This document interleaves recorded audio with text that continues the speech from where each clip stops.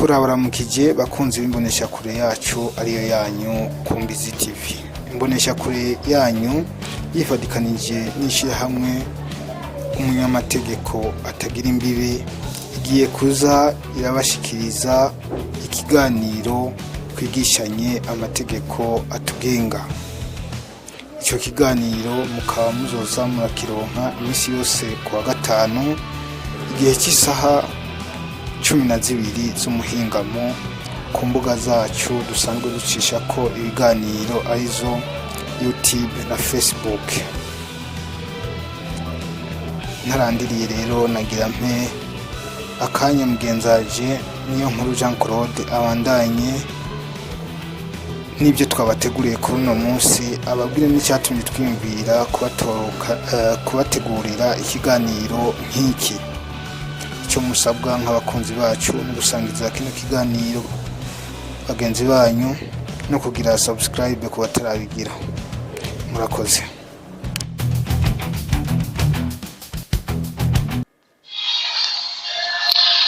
Turabaramukije bakunze b'igihugu cy'u Burundi kandi tubifuriza kuroranirwa aho muri hose. Rero turabahaye ikaze mu kiganiro kimenye amategeko atugenga. Ikiganiro mukaba mugishikirizwa n'ishirahamwe umunyamategeko atagira imbibe. Rero iki kiganiro ni gishasha ariko gifise intumbero yo kumenyesha amategeko atugenga hano mu gihugu cyacu cy'u Burundi, kuko iri shirahamwe ryasanze hari abantu benshi bashobora gutakaza uburenganzira ku kutamenya amategeko, cyane ugasanga bakoze nk'ibintu bo bariko biyumvira ko ibyo bintu bidahanwa n'amategeko, ariko ugasanga ibyo bintu bihanwa n'amategeko, cyane ugasanga mbere hari n'abandi bajuragirika ntibashaka kwitura sentare ntibamenye sentare bitura iyo ariyo. Rero ni muri iyo mpamvu ishirahamwe ryashimye ko ryoza ririgisha amategeko agenga abantu hano mu gihugu cyacu cy'u Burundi. Rero iki kiganiro muzoza muragikurikirana rimwe mu ndwi buri munsi nk'uyu tugezeko. Uyu munsi rero twashimye guhera ku cigwa c'ingene sentare zitunganije, canke mu yandi majambo ingene zipanze.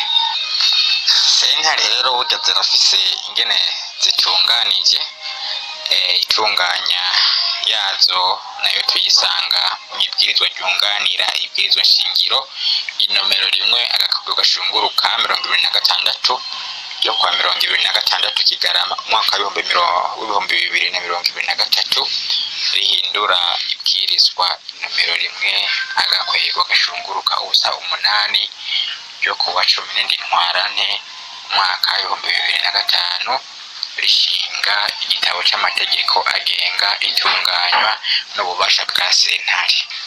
Ariko si sentare zose zigengwa n'iryo bwirizwa twashije kuvuga. Hariho sentare usanga zifise amabwirizwa yazo azigenga.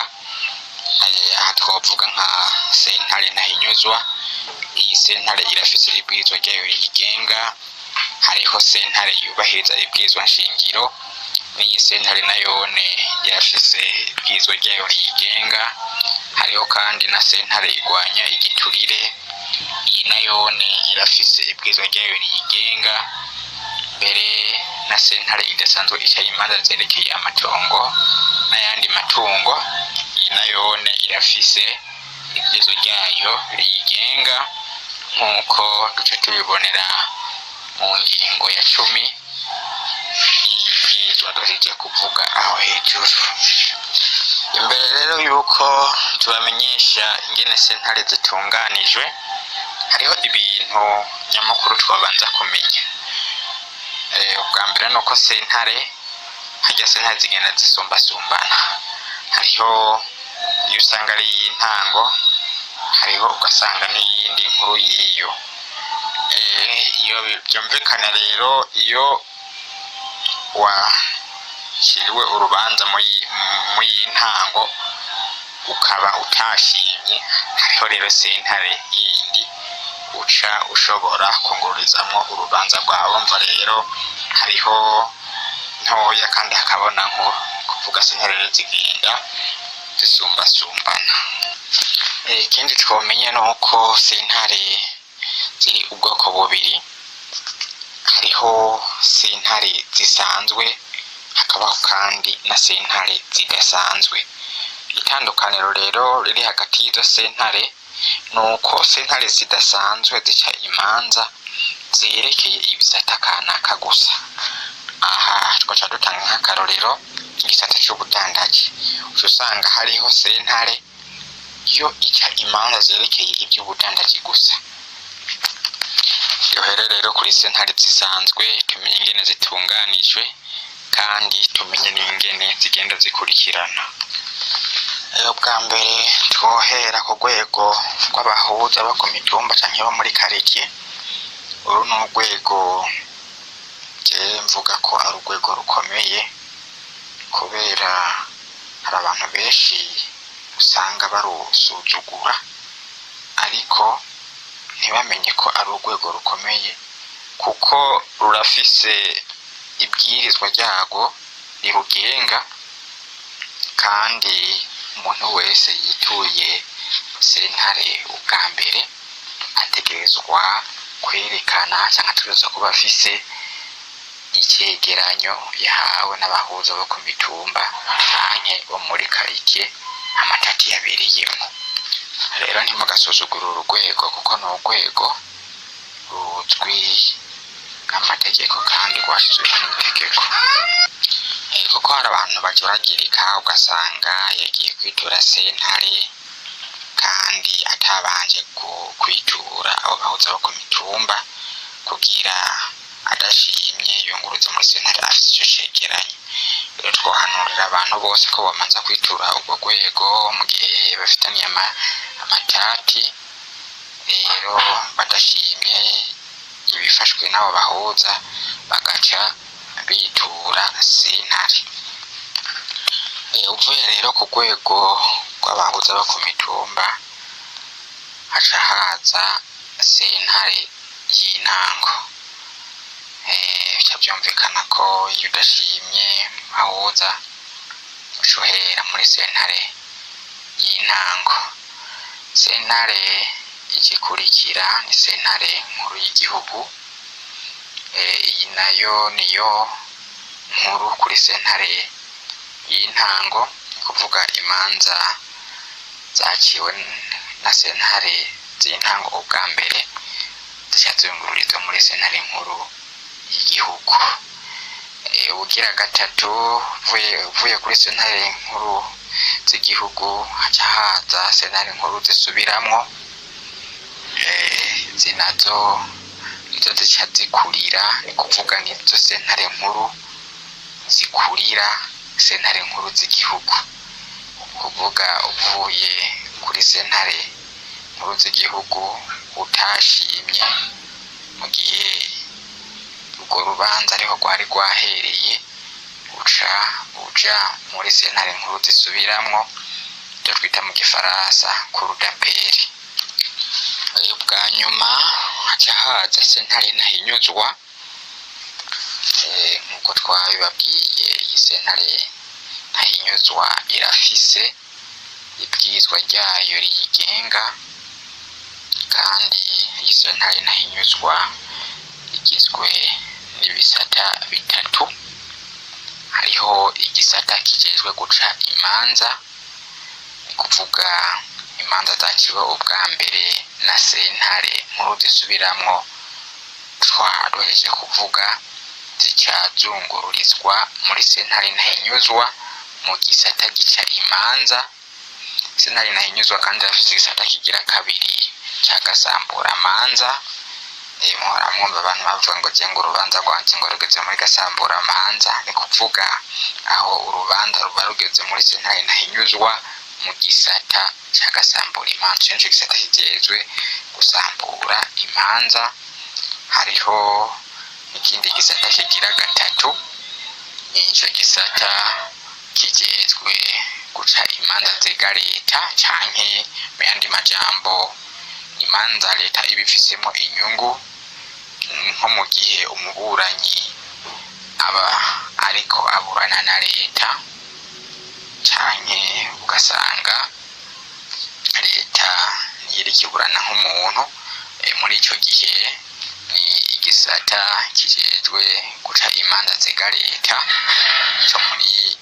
co muri sentare ntahinyuzwa, nico gica urubanza. Twobibutsa ko rero sentare ntahinyuzwa yitwa mu gifaransa Cour supreme niyo sentare nkuru isanzwe ikurira izindi zose sentare zisanzwe. Sentare zidasanzwe nazo nizi zikurikira. Ubwa mbere twovuga sentare y'ubudandaji. Iyi niyo sentare igezwe guca imanza mu gisata cerekeye canke kijanye n'ivy'ubudandaji.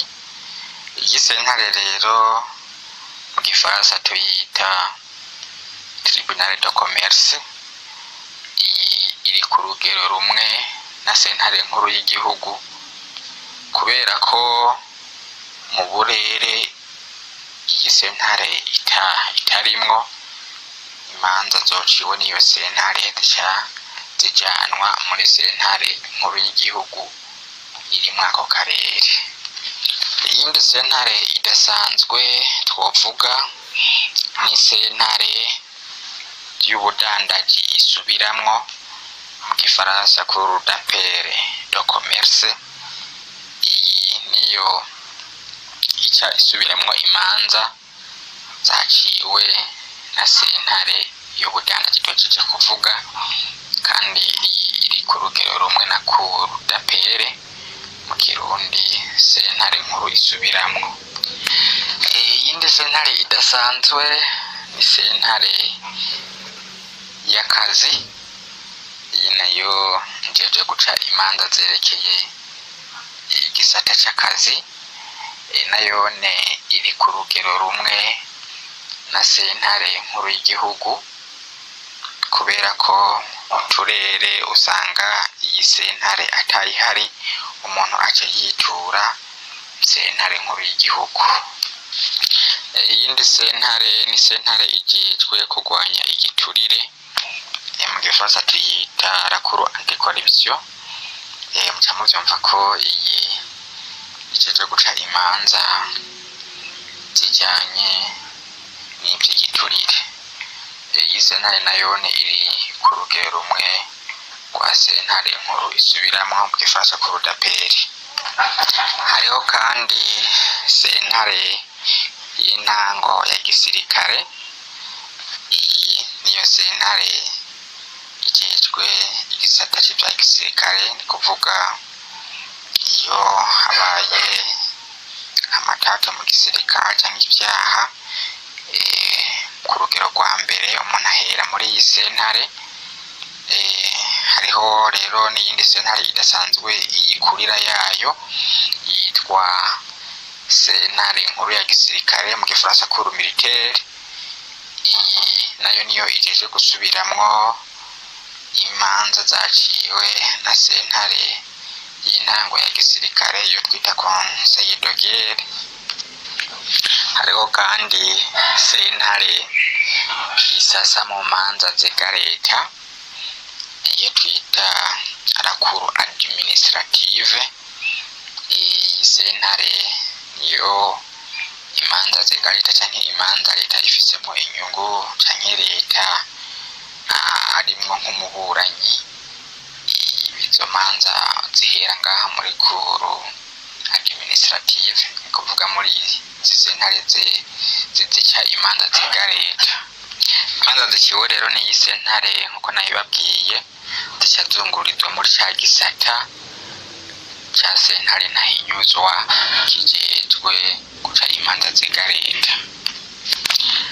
Turasanga kandi hariho sentare idasanzwe yitwa sentare ijejwe kubahiriza ibwirizwa shingiro, iyo twita mu gifaransa la Cour constitutionnelle. Byumvikana ko iyo ni sentare idasanzwe ijejwe kuraba ibijyanye n'ibwirizwa shingiro ko ryubahirijwe, kandi dusanga itegekanijwe mu ibwirizwa shingiro mu ngingo y'amajana 231. Iyo ngingo niyo itegekanya iyo sentare. Hariho iyindi sentare itegekanijwe mu ibwirizwa shingiro, ingingo y'amajana 219 y'ibwirizwa shingiro, naho dusanga iyindi sentare ngomba mvuge ni sentare nkuru y'ubutungane, mu gifaransa bayita la Haute Cour de Justice. Iyo ngingo ivuga ko sentare nkuru y'ubutungane igizwe na sentare ntahinyuzwa hamwe na sentare ijejwe kubahiriza ibwirizwa shingiro. Ni kuvuga mu gihe la Cour supreme, ni kuvuga sentare ntahinyuzwa ifadikanije na Cour constitutionnelle mu Kirundi, sentare ijeje kubahiriza ibwirizwa shingiro, mu gihe bikoranye kugira bice urubanza, muri ico gihe biba vyagize ico bita sentare nkuru y'ubutungane, ariyo la Haute Cour de Justice. Ikiganiro rero cy'uyu munsi tukirangirije hano, mwakoze kudutega yompi kandi tubahaye